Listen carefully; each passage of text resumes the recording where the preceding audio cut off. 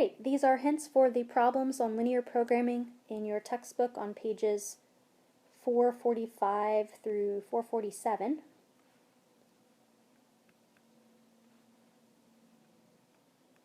Alright, so I'll start at the beginning. Your first one is number 29, and I'll just assume that you have your textbook or those problems written out as we're going through these, so you can refer to the problems themselves, so I won't write everything out.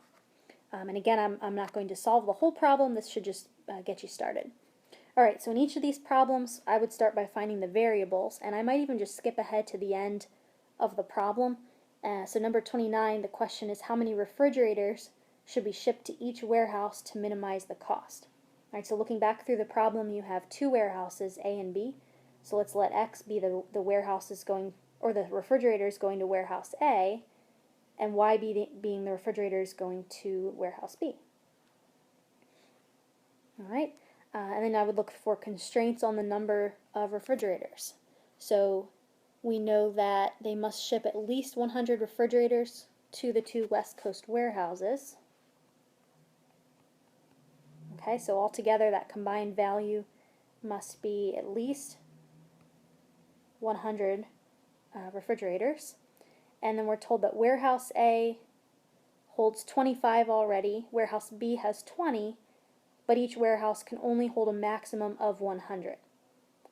Right? So if warehouse A already has 25 and they can only hold 100, then the refrigerators that are going to be shipped plus the 25 that are already there must be at most 100. Right? Now you could also subtract the 25 if you'd rather work with X is less than or equal to 75. That works as well. Okay, same thing for Y. Alright, Y plus the ones being shipped plus the 20 on hand must stay below 100, or you could work with Y is less than or equal to 80. Okay, don't forget your unmentioned constraints. So we always want to consider, or at least write down, that X and Y have to be greater than or equal to 0. Right? And that's in every problem. Alright, writing the objective function, quick reminder of how to do that. Okay, so we need, our objective here is to minimize the cost, so you're writing some sort of a function for cost. Alright, and then look for what will be the cost to ship each of these refrigerators and substitute that number in. Okay, I'll let you do the graphing on this one and then test the vertices in that objective function. Number 30. Okay, we have a food supplement cost problem, and looking ahead at the end, we want to figure out how much of product A and product B this person should take to satisfy her requirements most economically. All right, so your variables, X is product A, and Y is product B, because those are the two things that we're looking for.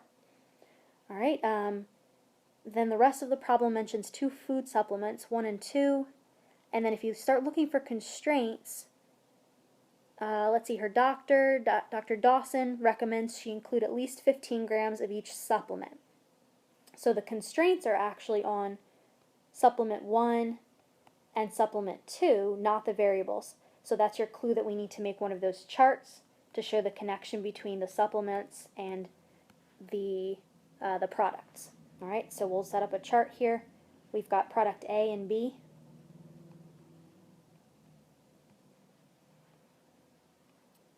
And then we've got two supplements, 1 and 2.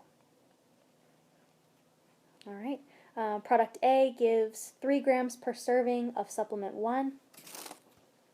Product 2 gives 2 grams per serving. Okay, product B gives 2 grams of supplement 1, 4 grams of supplement 2.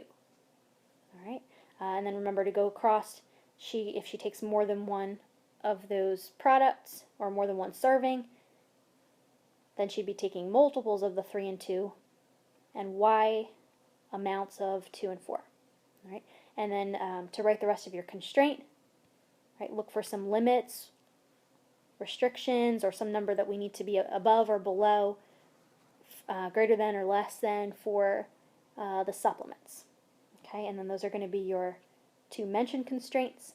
But then also we have she can't take less than 0 servings of those supplements, or of those products A and B. All right. This one, the objective function is in terms of cents, 25 cents and 40 cents. So just a reminder that you can do 0.25 and 0.40, or you could change those over and do 25 and 40 instead.